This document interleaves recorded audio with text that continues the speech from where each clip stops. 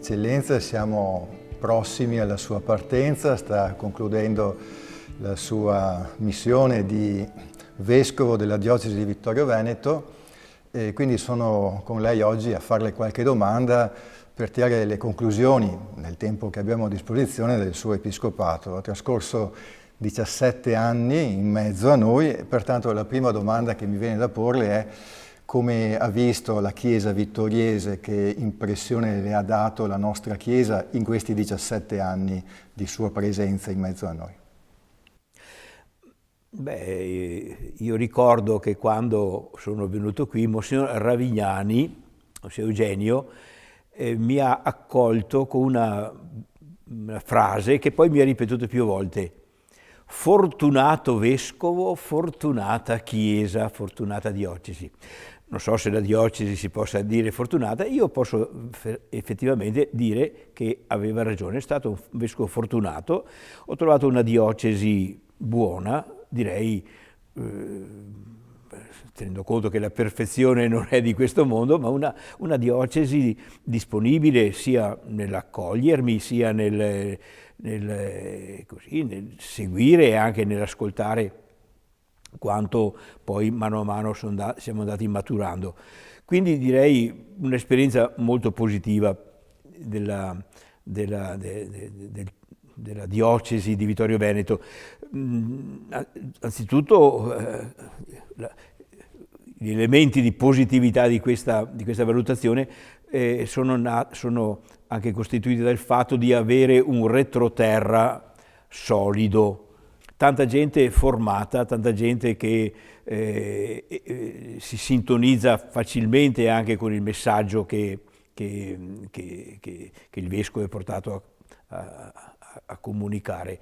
Non sempre e non dappertutto è così, e forse non sarà più così in futuro, perché proprio il venire avanti della secolarizzazione rende estranei a volte il messaggio o il linguaggio stesso.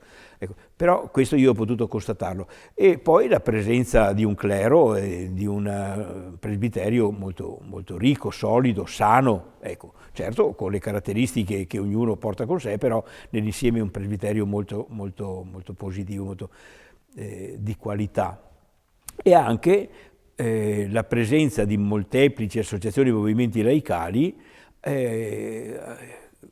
oltre anche certamente al fatto di una cultura parrocchiale che ha formato anche delle persone, dei laici solidi, ecco, questo mi pare che sia un'altra consistente. Quindi ecco, nell'insieme direi un'esperienza molto positiva dovuta alla tradizione, a un presbiterio, un laicato associativo o non associativo che ha una sua consistenza positiva.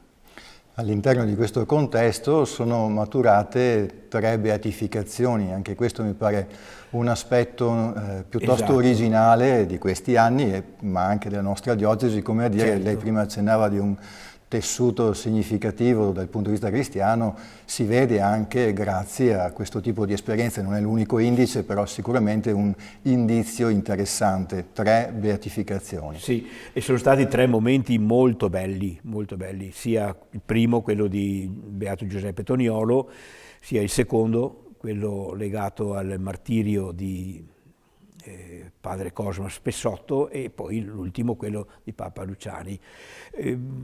Ce n'erano stati anche in precedenza, non moltissimi anni fa, pensiamo a quello della Beata Mastena, quello del Beato Fra Claudio Granzotto, quindi la nostra diocesi non ha santi, ma ha tutta una costellazione di beati che sono figure di santità e che dicono sia del contesto, dell'humus, ecco, della nostra Chiesa, ma costituiscono, io credo, anche dei segni, degli stimoli per noi cristiani d'oggi a camminare con speranza anche nella via della santità. Ricordo in particolare la beatificazione di Toniolo e di Papa Luciani, che ha avuto una risonanza a livello anche di partecipazione che mi ha sorpreso, e mi ha sorpreso ancora di più la beatificazione di padre Cosma. Non c'erano molti vittoriesi lì presenti se non i parenti, i nipoti, ma movimento di popolo che proprio mi ha impressionato, un uomo non solo stimato ma amato proprio cordialmente, data anche la generosità e la semplicità con cui aveva vissuto. Ecco, 3 belle figure che credo rendano onore anche al cammino della nostra terra, della nostra diocesi, ma anche contemporaneamente la rendono responsabile di portarle avanti queste figure, questi cammini. Ci ricordiamo che padre Cosmo Spessoddo è stato beatificato in Salvador, nella capitale, certo. E appunto con una partecipazione dei locali davvero, davvero imponente. Forse andrebbe aggiunto anche padre Costantino Vendrame, che è in corso di beatificazione. È un altro consacrato che è avviato alla beatificazione, è di Colle Umberto, San Martino di Colle Umberto, quindi nostro proprio conterraneo al 100%, una bella figura anche quella, certamente. E poi credo che non vada dimenticata il sacrificio di Suor Maria de' Coppi, una martire, indubbiamente, che è rimasta lì quando tutto faceva consigliare andare via a scappare. Io rimango qui perché aveva da difendere e da garantire una presenza di custodia anche nei confronti delle ragazze che lei educava, ed è morta proprio così, quindi una figura certamente meriterebbe e meriterà, secondo me, la beatificazione. Queste quindi alcune figure molto importanti di uomini e donne che hanno lasciato una testimonianza significativa nella nostra diocesi. Prima però faceva riferimento anche ad alcune fatiche, ad alcune difficoltà. Secondo lei quali sono le principali fatiche che lei ha incontrato e che magari anche la nostra diocesi sta attraversando, sta vivendo? Ma io credo che le difficoltà che attraversa la nostra diocesi siano abbastanza comuni a quelle di tutte le diocesi del Veneto e anche dell'Italia, cioè il fatto di fare i conti con la secolarizzazione, con l'abbandono della pratica religiosa, il crollo, diciamo, delle vocazioni di speciale consacrazione. Ecco, difficoltà più concrete che io ho percepito sono le difficoltà legate alla fatica di collaborare tra comunità, tra preti e preti, tra preti e laici, tra laici e laici. È una difficoltà tipica del nostro tempo, in cui è molto accentuata la dimensione individualistica e così, per cui non sempre è facile. Poi è legata proprio al fatto che le comunità parrocchiali hanno tutte una loro identità, una loro tradizione, che è un bene, è una ricchezza, a volte però entra in tensione con il dovere e la necessità di collaborare con altre comunità parrocchiali, come avviene nelle unità pastorali o nelle foranie. Questa è una difficoltà che si fa sentire e continua a farsi sentire, e che richiede certamente un cammino, una conversione continua.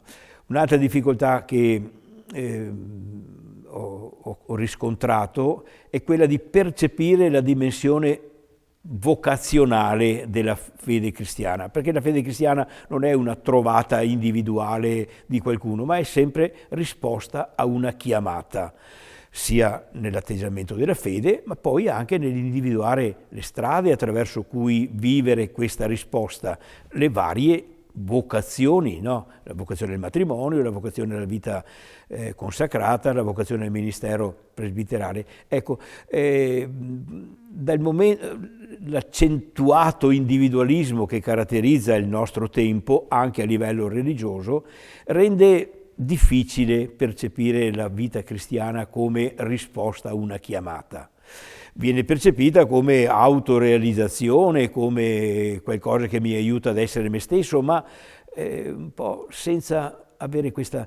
Ecco, da qui è proprio anche la difficoltà di trovare persone che dicano eccomi quando ci sono delle necessità, sia di ordine di servizio della vita della comunità cristiana, sia a servizio della comunità civile, sia a servizio di Dio, le vocazioni. c'è una difficoltà. Quindi noi insistiamo molto su questa dimensione vocazionale, però è una delle dimensioni che fanno più fatica ad essere comprese e specialmente vissute, perché magari si comprendono, si dice che bello sarebbe, poi attuarli in pratica diventa molto difficile. Questa è un'altra difficoltà. Sì, ripensando un po' al suo episcopato, mi veniva da dire che tra i vari ambiti in cui si è impegnato, quello della pastorale vocazionale sia uno degli ambiti in cui ha messo molta energia. Ecco. Certamente, con varie iniziative che non ho portato avanti tutte io, ma i miei collaboratori hanno messo in atto.